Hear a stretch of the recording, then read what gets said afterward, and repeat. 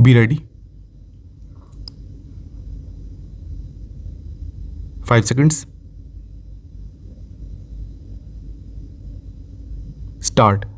All the honorable members have been supplied with copies of this declaration, and so I shall not read it over again. I shall merely point out very briefly some salient features of this declaration. It is a short and simple document in 4 paragraphs. The first paragraph, it will be noticed, deals with the present position in law. It refers to the British Commonwealth of Nations and to the fact that the people in this Commonwealth owe a common allegiance to the Crown. That in law is the present situation. The next paragraph of this declaration states that the Government of India have informed the governments of the other Commonwealth countries that India is soon going to be a sovereign independent republic, further that they desire to continue her full membership of the Commonwealth of Nations, accepting the King as a symbol of the free association. The third paragraph says that the other Commonwealth countries accept this, and the fourth paragraph ends by saying that all these countries remain united as free and equal members of the Commonwealth of Nations. You will notice that while in the first paragraph this is referred to as the British Commonwealth of Nations, in the subsequent paragraph it is referred to only as the Commonwealth of Nations. Further, you will notice that while in the first paragraph there is the question of allegiance to the Crown which exists at present, this question does not arise later because India, by becoming a republic, goes outside the Crown area completely. There is a reference in connection with the Commonwealth to the King as the symbol of that association.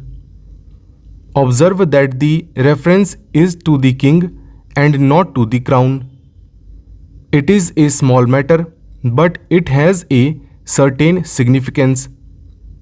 But the point is this, that insofar as the Republic of India is concerned, her constitution and her working are concerned, she has nothing to do with any external authority, and none of her subjects owe any allegiance to the King or any other external authority. The Republic may agree to associate herself with certain other countries that happen to be monarchies or whatever they choose to be.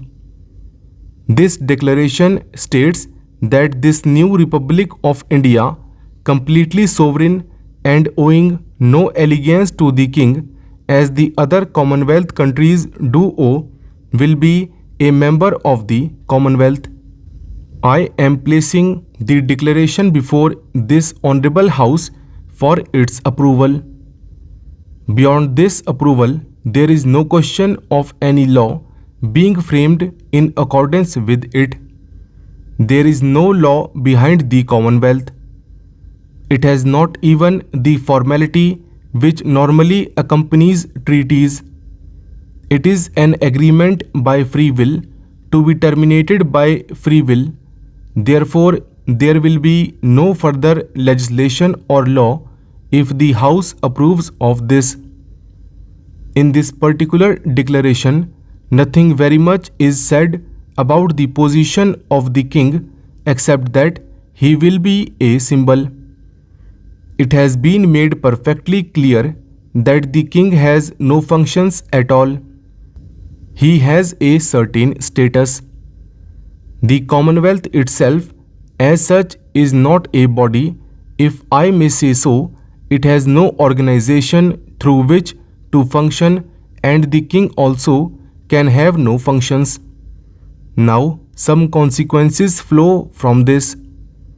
apart from certain friendly approaches to one another, apart from a desire to cooperate, which will always be conditioned by each party deciding on the measure of cooperation and following its own policy, there is no obligation. There is hardly any obligation in the nature of commitments, but an attempt has been made to produce something which is entirely novel, and I can very well understand lawyers on the one hand feeling somewhat uncomfortable about a thing for which they can find no precedent or parallel. There may also be others who feel that behind this there may be something which cannot quite understand, something risky, something dangerous, because the thing is so simple on the face of it. That kind of difficulty may arise in people's minds. What I have stated elsewhere, I should like to repeat. There is absolutely nothing behind this except what is placed before this house. I might clear up one or two matters which are not mentioned in his declaration. One of these, as I have said, is that the king has no functions at all. This was cleared up in the course of our proceedings. It has no doubt been recorded in the minutes of the conference in London.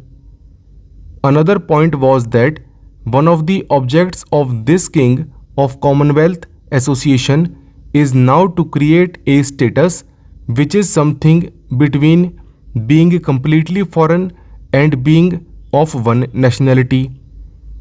Obviously, the Commonwealth countries belong to different nations. They are different nationalities. Normally, either you have a common nationality or you are foreign. There is no intermediate stage. Up till now, in this Commonwealth or the British Commonwealth of Nations, there was a binding link which was allegiance to the king.